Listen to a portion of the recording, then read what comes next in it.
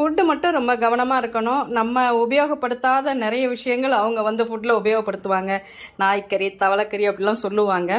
அதனால் வந்து ஃபுட்டில் வந்து இந்த நார்த் ஈஸ்ட் கண்ட்ரி நம்ம போனோம் அப்படின்னா நல்ல ஒரு பெரிய ஹோட்டலில் நல்லா பார்த்து தான் சாப்பிடணும். இல்லாட்டி நிச்சயமாக நம்மளுக்கு வந்து ஃபுட் அலர்ஜி வரும். அந்த மாதிரி இடங்கள் தான் இது.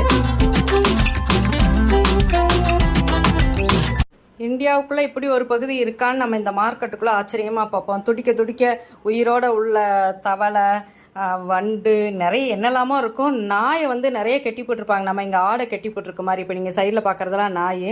அங்கே வந்து நாய்க்கறி சாதாரணமாக சாப்பிடுவாங்க. அதனால் கொஞ்சம் அருவருப்பாகவும் இருக்கும் நம்மளுக்கு பார்க்குறதுக்கு. இதை விட என்ன பியூட்டின்னா, நாகாலாந்தில் பார்க்க வேண்டிய இடங்களில் ஒன்று இந்த நாகா மார்க்கெட். ஸோ நார்த் ஈஸ்டில் ரொம்ப நம்மளுக்கு சேஃப்டியாகவும் நல்ல ஃபுட்டு